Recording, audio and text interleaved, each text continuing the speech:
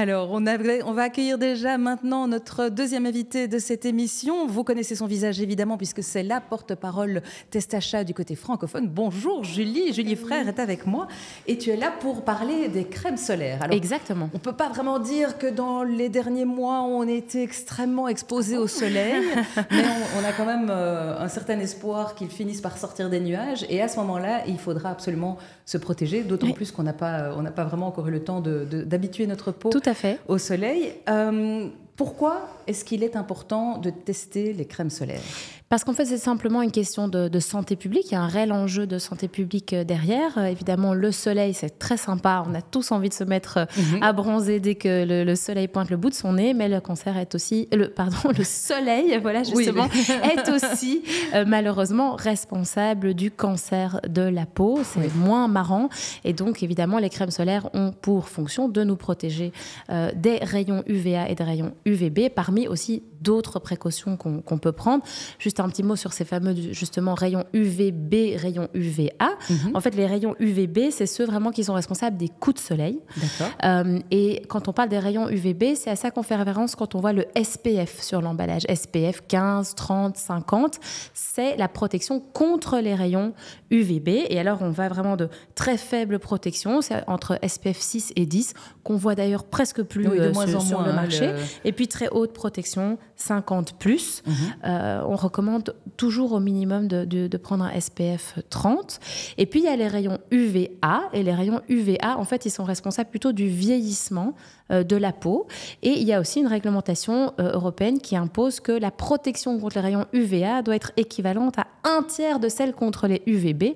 Bref, ça nous permet en fait de pouvoir vérifier tout ça. Et donc, on analyse l'aspect plus sécurité, protection contre les rayons, mais on va aussi regarder la liste des ingrédients pour voir s'il n'y a pas, par exemple, d'allergènes ou de perturbateurs endocriniens. On va regarder aussi si l'étiquetage est conforme, l'impact de l'emballage, mais aussi du contenu sur l'environnement. On sait qu'il y a 25 000 tonnes de crème solaire qui terminent dans nos océans. C'est vraiment des quantités gigantesques, donc ça a son importance aussi. Et puis, parce qu'évidemment, l'expérience qu'on en fait, elle compte. On fait aussi tester en fait les crèmes par un panel d'utilisatrices qui vont nous dire, voilà, en termes de facilité d'utilisation, en termes de texture, en termes de parfum, etc. Est-ce que oui ou non c'est agréable ? On pondère tout ça et on va donner un score global. D'accord. Bon. Quel est le premier constat que vous avez pu faire avec ce grand test ? Est-ce que tout le monde passe son examen haut la main ? Alors, j'imagine que non, sinon tu serais pas là. J'aimerais bien vous dire que oui. Et en fait, très honnêtement, ça devrait être le cas. Je viens de le dire, on parle d'un enjeu de santé publique.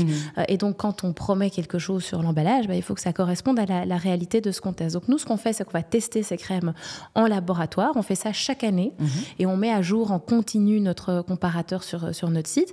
Et donc, cette année, on a de nouveau testé les crèmes solaires pour le visage, pour le corps, SPF 50, SPF 30, et on arrive de nouveau au constat qu'il y a des crèmes solaires qui ne respectent pas la protection sur l'emballage. Et comme c'est important, je vais quand même vous citer le nom des produits.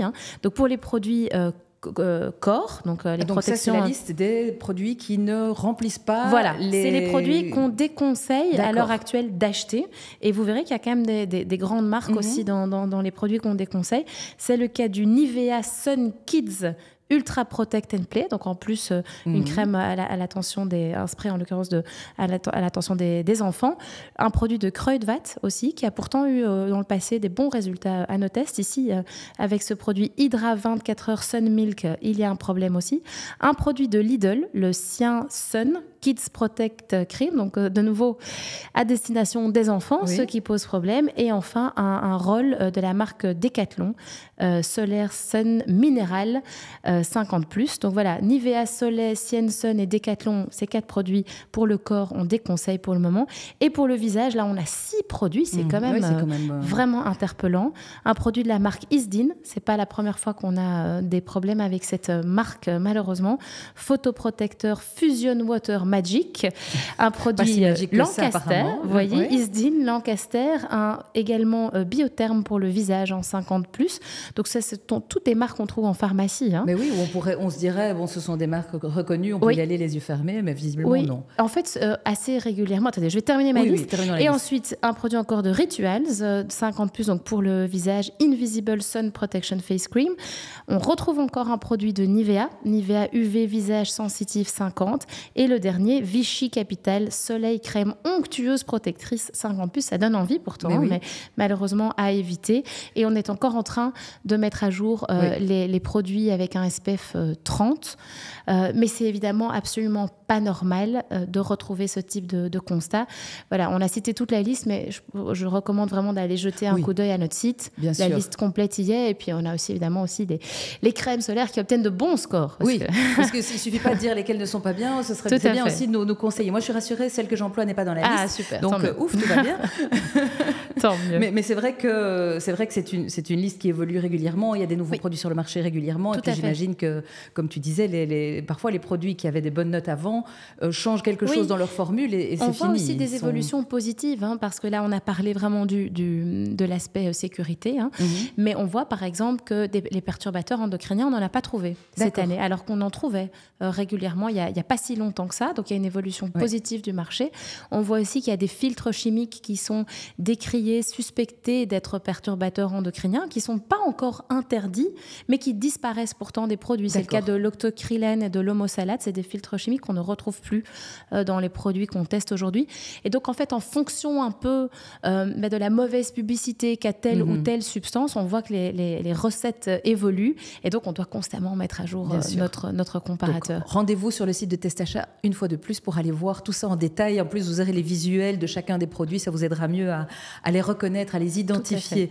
L'étape suivante, c'est quoi? Parce que j'imagine que le but, c'est d'éviter que ce genre de produit se retrouve encore sur le marché. Bien sûr. Donc, en fait, qu'est-ce qu'on fait immédiatement dès qu'on a les constats officiels, parce que, donc, évidemment, on veut être absolument sûr de nos résultats avant de les communiquer. Et donc, on teste une première fois. Et si on a un résultat négatif à ce premier test, on va repasser un deuxième test. Et donc, ce n'est qu'en cas de double négatif, si vous voulez, qu'on transmet nos résultats aux autorités et qu'on avertit le grand public.